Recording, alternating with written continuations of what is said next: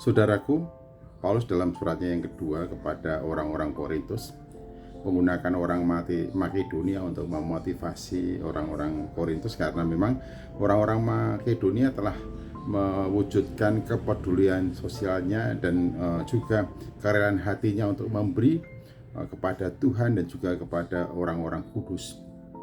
Nah, dari antara mereka itu kemudian oleh Paulus diutus untuk menyertai Titus pergi ke Korintus, juga dalam hubungan dengan mengkoordinasi layanan sosial, kepedulian sosial sebagaimana yang telah dirindukan dan dimulai oleh orang-orang Korintus untuk mengumpulkan 1 tahun sebelumnya.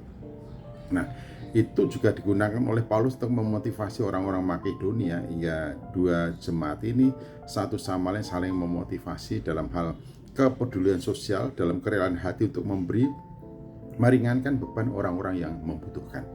Nah, pada waktu tim pergi ke Korintus, Paulus menyertakan surat itu supaya apa yang diomongkan oleh Paulus tentang orang-orang Korintus dapat dilihat dengan mata kepala sendiri oleh tim yang menyertai Titus ke Korintus, sehingga apa yang dikatakan oleh Paulus tentang orang-orang Korintus terbukti benar, bahwa memang itulah yang dilakukan oleh orang-orang Korintus. Orang-orang Korintus memiliki kerinduan untuk membantu, menyatakan dan mewujudkan kepedulian kepada orang-orang yang membutuhkan, khususnya orang-orang Yudea yang sedang mengalami persoalan. Dan Paulus juga mengatakan bahwa tentang kepedulian kepada orang-orang kudus, Paulus tidak meragukan perihal hati dan juga perbuatan dari orang-orang Korintus, sikap dan perbuatannya orang-orang Korintus terhadap orang-orang kudus, dan orang-orang Korintus sungguh-sungguh memperhatikan akan hal itu. Pasti Paulus sendiri merasakan akan apa yang dilakukan oleh orang-orang Korintus terhadap dirinya.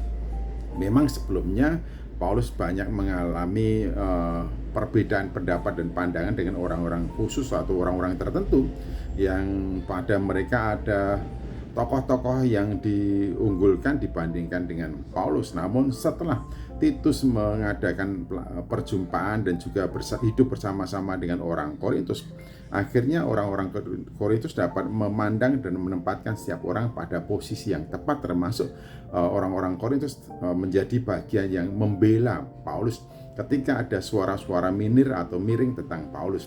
Nah, itulah yang memberikan kepada Paulus penghiburan dan kekuatan untuk melanjutkan perjalanan layanan yang dilakukannya.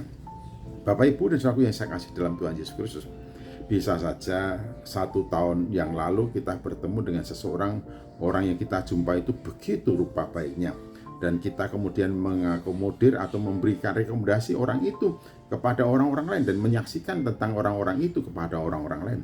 Tapi tahun berikutnya, ketika orang-orang yang mendengar kesaksian kita perihal kebaikan orang yang kita saksikan itu, ketika pergi ke tempat di mana orang yang kita saksikan itu berada, ternyata perbuatannya, hidupnya tidak seperti yang kita saksikan. Tentu saja itu akan membuat kita yang bersaksi menjadi malu, karena apa? Orang-orang itu akan melihat bahwa ternyata bukti yang dilihatnya tidak seperti apa yang diceritakan oleh Paulus. Nah, Paulus tidak ingin hal itu terjadi. Paulus sudah bersaksi sedemikian rupa tentang orang-orang Korintus, dan memang pada waktu itu sesuai dengan kesaksian Titus, memang demikian adanya. Dan juga memang orang-orang Korintus sudah berinisiasi untuk melakukan perbuatan sosial atau kepedulian sosial itu untuk memberikan pertolongan kepada orang-orang Yudea. Nah, ini gayung bersambut sebetulnya dengan orang-orang Makedonia. Ketika orang-orang Makedonia timnya bersama-sama dengan Titus ke Korintus, sebetulnya Paulus ingin menyatakan bahwa seperti apa yang saya katakan, demikianlah perihal kehidupan orang-orang Korintus, yaitu orang-orang Korintus memberikan dengan sukacita, dengan rela hati, tanpa ada unsur paksaan atau tidak ada sungkan, tidak didasari atas sungkan kepada Paulus, tapi memang lahir dari lubuk hati terdalam, ada kepedulian untuk memberi kepada orang lain. Memang tidak ada artinya lah kita mengeluarkan uang disertai dengan sungguh-sungguh, tidak ada artinya kita mengeluarkan uang untuk membantu orang lain atau dalam program bantuan kepada orang lain, tapi kalau kita keluarkan dengan terpaksa, Tidak ada kerelaan, tidak ada ketulusan hati, atau di balik itu kita ada niatan-niatan tersembunyi. Nah, memang kalau hal itu yang terjadi, bukan saja Paulus yang kecewa, tetapi orang-orang Korintus sendiri pasti akan kecewa. Karena ketika berhadapan dengan orang-orang Makedonia, ternyata gambaran hidup mereka, orang-orang Korintus, tidak seperti gambaran hidup dari orang-orang Makedonia. Itu juga bisa membuat mereka kecewa, membuat mereka merasa bersalah atau minder dan rendah hati. Karena itu Paulus mengirimkan suratnya menyertai ekspedisi atau tim yang pergi ke Korintus, supaya apa yang dikatakan oleh oleh Paulus tentang orang-orang Korintus terbukti adanya. Tuhan Yesus Kristus memberkati.